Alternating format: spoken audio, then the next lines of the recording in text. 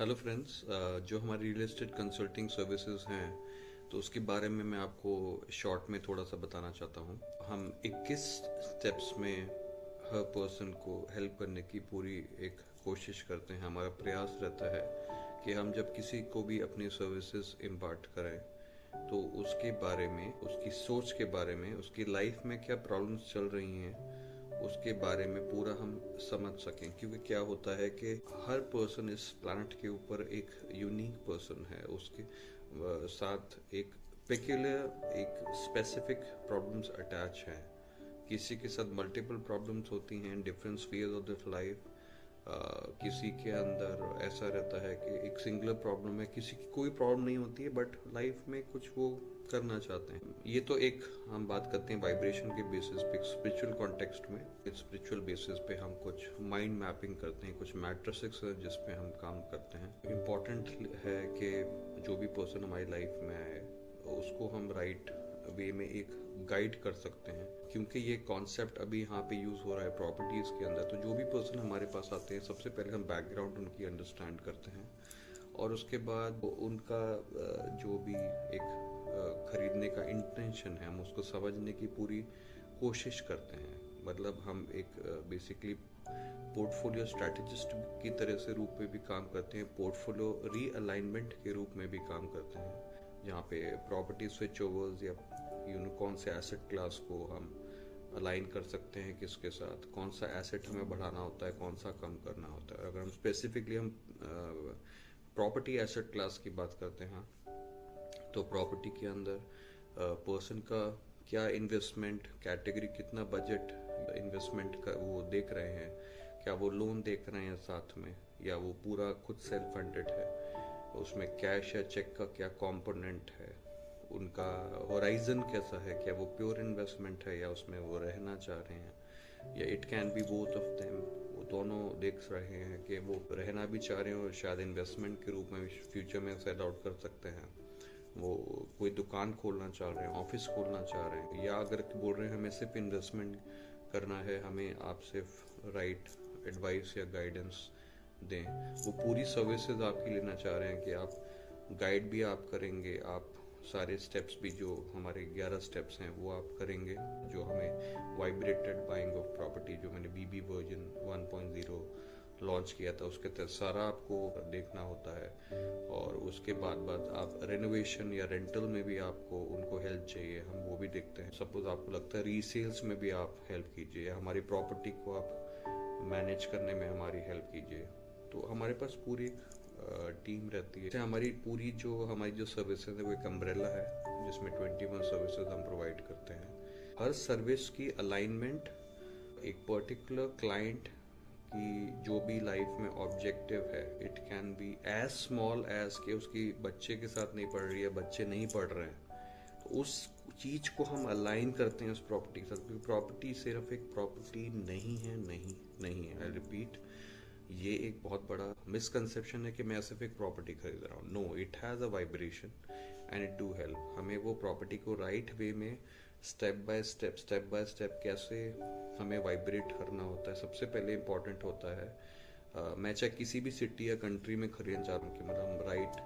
Person जो हमें help कर पाए उस प्रॉपर्टी को खरीदने। It can be my relative, it can be any consultant, it can be any one, but that person has to be professionally qualified. He has to have a good decent decades of experience. 1 2 5 साल से कुछ नहीं चलता है। He should be well versed with all the competitive analysis और different projects, जो एक हम जैसे हम लोग 60 पॉइंट मैट्रिक्स पे हम लोग काम करते हैं, 60 पॉइंट एनालिसिस पे हम लोग काम करते हैं प्रॉपर्टी कंपैरिजन के समय पे। जब भी प्रॉपर्टी आप खरीदते हैं तो उसमें जिस भी जगह पे आप ले रहे हैं उस जगह पे बहुत बहुत बहुत इम्पॉर्टेंट है कि आप गवर्नमेंट रूल्स एंड रेगुलेशंस बहुत अच्छी तरह से पता होने चाहिए।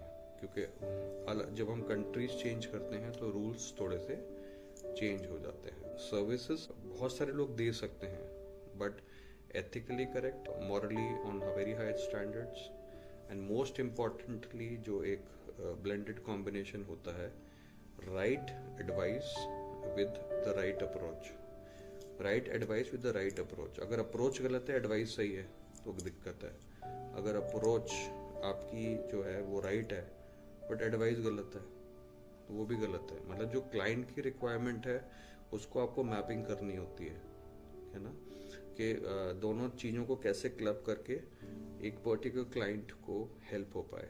बहुत बार ऐसा होता है clients are very much nascent, उन्हें नहीं पता होता है, तो उनको राइट एडवाइस करनी होती है कि आप डेवलपर कॉम्प्रोमाइज़ ना करें, आप लोकेशन के साथ कॉम्प्रोमाइज़ ना करें। आप ये मैं जोन पॉइंट्स बता रहा हूँ कि आप एक ऐसी जगह पे इन्वेस्टमेंट्स करें जहाँ पे कुछ पोटेंशियल डेवलपमेंट्स फ्यूचर में आने के expectations can be proximity to airport, it can be anything big, it can be some golf courses coming or commercial developments are happening, it can be anything, it can be anything, it can be as small, it can be as big it can be, but everything has to be clubbed down into points।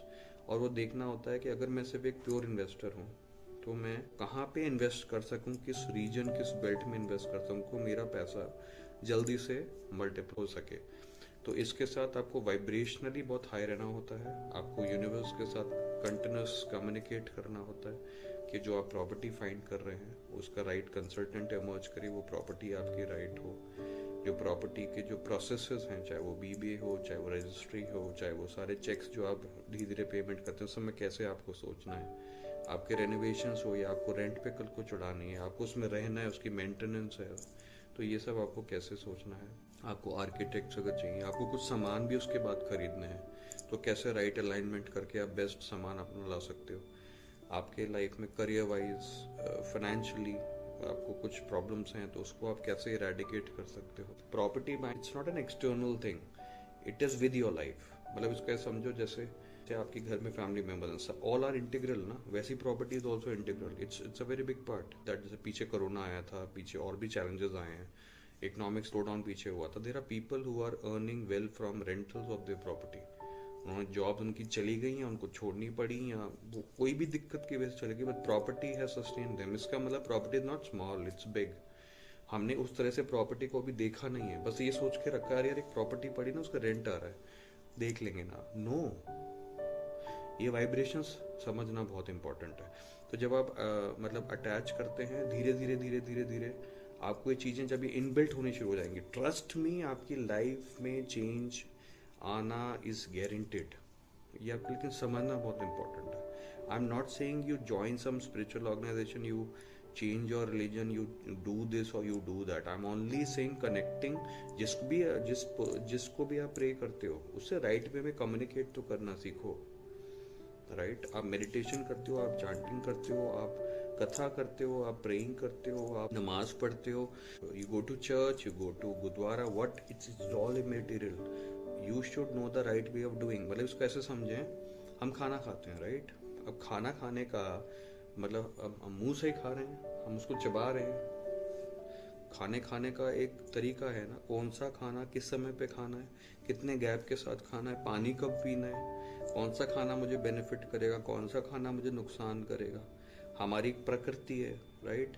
वो सभी इंसान की, वो हिंदू खाएगा या वो Christian खाएगा या वो मुसलमान खाएगा या वो सिख कोई खाएगा किस तरीके से खाएगा, क्या उसमें न्यूट्रिएंट्स होंगे, वो अंडरस्टैंड करना इम्पोर्टेंट है। प्रकृति के साथ चलना इम्पोर्टेंट है।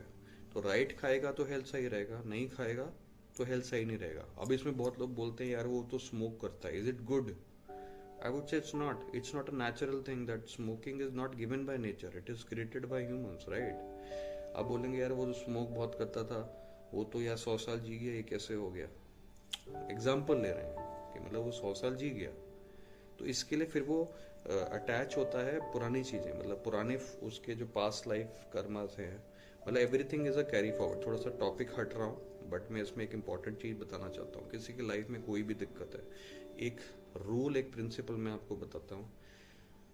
आपने जन्म लिया है, आप आगे भी जन्म लेंगे, आपने जन्म लिया भी था, ये कैसे पता चलेगा? सिंपल वे में, जब एक छोटा सा बच्चा न्यूबॉर्न होता है, किसी के लाइफ में कोई दिक्कत होती है, किसी की लाइफ में कोई दिक्कत नहीं होती है। क्यों? बच्चा तो सेम साइज है ना यार, तो वो पुराने कुछ कर्मा को लेके आया है। चाहे वो फाइनेंशियल हो, बच्चा ऐसी जगह बॉर्न हो गया silver spoon in the mouth, या ऐसी जगह पैदा हो गया, with due respect to all the people not earning well, मैं किसी को डिमीन नहीं कर रहा, I love everyone irrespective of creed, caste और religion, irrespective of financial strata, वो लेबरर है या वो प्राइम मिनिस्टर है या वो किसी कंपनी का CEO, I connect with everyone equally, as importantly as an human being. मैं सबके साथ कनेक्ट करता हूँ और मैं सबकी बहुत रिस्पेक्ट करता हूँ।